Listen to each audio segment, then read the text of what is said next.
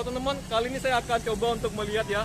Katanya di bagian sini antara jalan Perniagaan Barat dan Perniagaan Raya sepanjang 1 km. Dulunya itu adalah Jilakeng ya. Jilakeng itu bahasa Hokkien atau jela kalau nggak salah itu adalah apa, jila atau jela ya, itu adalah 26, keng itu adalah unit ya.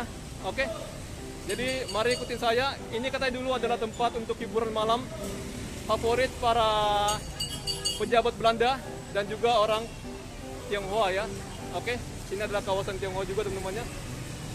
Begitulah menurut sejarah teman-teman, kalian bisa baca juga ya di Google. Oke, jadi kita jalan teman-teman sampai ke Jalan Perniagaan itu ya, Perniagaan Raya ya. Oke, jadi ini adalah lanjutan teman-teman, daripada saya jalan kaki aja dari sana, jadi saya bikin video aja lah ya. Luar menarik. Sini ada barang bekas, barang itu ya. Sana jalan, oke, Jalan Penjagalan teman-teman, Penjagalan Raya sana ya.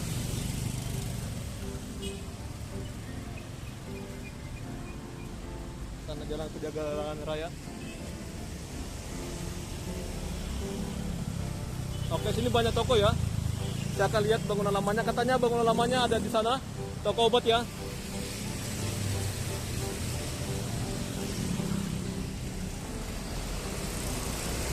Di sini juga banyak gudang gitu teman-teman. Sana jalan flyover Pantura. Oke, ada security-nya, kita jangan videokan, takutnya kita dicurigain ya lah ya. Malah kita video biasa-biasa aja lah teman-teman. Saya malas berargumen atau berdebat ngomong sama gitu ya.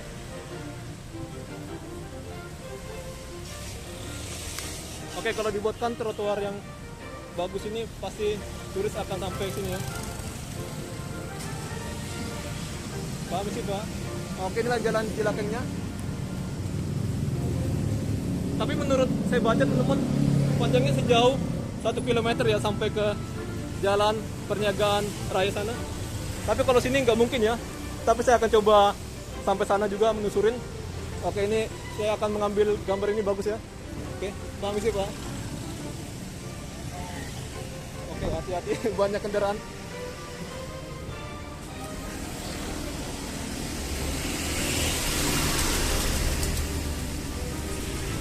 Oke, mantap ya.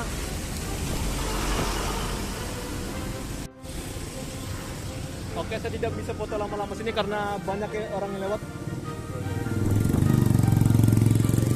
Harus berani teman-teman ya. Oke, nah kita masuk sini sebentar. Tapi sini ada tulisan nama Jilakeng tadi ya. Yang pasti hanya orang yang tahu sejarah aja yang tahu tempat ini atau arkeolog. Tapi kalau menurut saya ini ke sana nggak ada 1 km ya.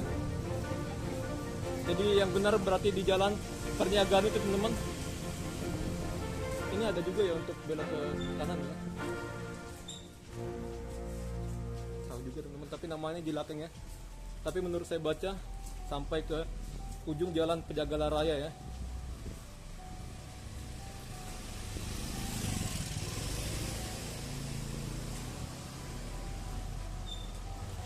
Tadi ada orang ya, ada itulah ya. Kalau salah saya wawancara, takutnya dia nggak paham juga teman-teman. Nah, ini bakmi Jilakeng ya. Jalan Jilakeng teman-teman. Tapi memang kalau menurut saat ini namanya Jilakeng ya. Mantap. Oke, ini saya foto nih bagus teman-teman. Wow. Ntar dulu ya, saya stop dulu. Oke, jadi saya penasaran teman-teman dengan jalan sana ya. Tapi yang saya lihat jalan ini mentok teman-teman. Dia hanya ada kayak pertigaan gitu ya. Nah, katanya sih sepanjang 1 km ya. Tapi menurut saya ini nggak ada 1 km teman-teman dari jalan sana. Nggak ada ya. Nah, ini ada pertigaan di sini. Sini juga ada perumahan lama. Nah, itu. Halo Bang. Nah, ini jalan ada kayak gini. Oh, dia tembus ke sana lagi ya teman-teman ya. Jalan Petak Baru. Oke, nah udah semua teman-teman. Kita nggak mau wawancara sana ya.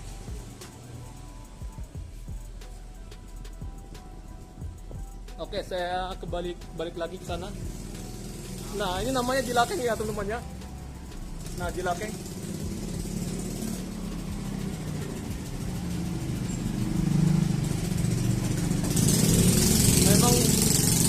Memang ya untuk tempat ini lebih mendukung teman-teman, karena jalannya di gang-gang gitu ya. Kalau tempat prostitusi ya kayak gitu teman-teman ya. Yang pasti Bapak Chandrian Atahiyat harus sini. Nggak tahu ya apakah dia sudah kesini atau enggak ya. Nah, Pak Chandra Atahiyat ini adalah seorang arkeolog ya teman-teman ya. Jadi dia paham lah teman-teman belajar. Halo guys, kali ini saya menelusuri sebuah tempat di Kelurahan Roa Malaka, Kecamatan Tambora, Jakarta Barat nih. Dahulunya pada masa penjajahan Belanda, tempat ini dikenal dengan sebutan Jilakeng, 2-6 deretan rumah. Namanya sekarang Jalan Perniagaan Barat. Namun dulu orang-orang Batavia lebih mengenalnya dengan Jilakeng. Panjang jalannya kurang dari 1 kilometer. Di satu sisi, sungai sekaligus saluran pembuangan air memanjang dan di sisi lain toko-toko berdiri memanfaatkan bangunan tua sisa-sisa peninggalan masa dulu. Beberapa bangunan masih mempertahankan gaya arsitektur Tionghoa. Namun lebih banyak yang memugar yang menggantinya dengan gaya arsitektur masa kini. Salah satu bangunan yang masih mempertahankan gaya kuno terletak di ujung jalan tersebut. Tepat berada di sudut antara Jalan Perniagaan Barat dan Jalan Perniagaan Raya. Bangunan ini beberapa tahun lalu dipakai untuk menjual obat-obatan tradisional China. Nama toko obat tersebut masih terlihat jelas meski sudah ditimpa oleh cat. Sekarang bangunan tersebut dipakai untuk berjualan perlengkapan menjahit dan mesin jahit listrik. Padahal di bangunan ini, pada pertengahan tahun 1800-an, cikal bakal praktik dan bisnis prostitusi di ibu kota ada. Dari kawasan Jilakeng tak jauh dari Pasar Pagi ASMK. Kecamatan Tambora, Jakarta Barat. Menurut sejarawan Asep Kambali, di gedung pojok itulah dulu para pejabat Belanda dan Tionghoa bersenang-senang menghabiskan malam. Mereka berdansa dan ada wanita yang bisa melayani mereka. Para wanita penghibur yang didatangkan berasal dari Tionghoa. Di gedung inilah praktik pelacuran di Jakarta pertama kali ada. Jika saat ini, tempat tersebut seperti klub malam atau diskotek di mana kaum berduit biasa dugem. Namun di tempat ini pengunjung dari kelas atas bangsa Eropa dan Tionghoa juga bisa menyalurkan hasrat biologisnya selain berdansa. Jilakeng menurut Asep merupakan kawasan hiburan terbesar saat itu. Begitu besarnya sehingga sangat terkenal, ujar Asep. Menurutnya kawasan Jilakeng bisa disebut sebagai kawasan pelacuran pertama di ibu kota. Pasalnya di kawasan ini bisnis lendir mulai dikelola. Ada struktur pelindungnya dan penyelenggaranya adalah swasta, kata Asep. Pengelola kawasan tersebut adalah warga Tionghoa yang saat ini menjadi warga kelas 2 setelah bangsa Eropa. Berdansa, bercinta hingga mengonsumsi opium adalah kegiatan di Jilakeng. Maklum saat itu opium menurut Asep masih jadi barang legal kala itu. Penggunaan opium ini masih marak hingga akhir tahun 1900-an. Kawasan hiburan dengan para pelacur di dalamnya memang dirasa perlu saat itu. Pasalnya pada pertengahan abad 19 praktik perbudakan mulai ditentang. Para pejabat berduit mulai enggan menggunakan gundik atau budak untuk teman tidur mereka.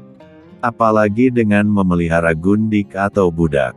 Ada masalah lain yang bakal timbul yakni lahirnya anak-anak mereka dari budak atau gundik mereka.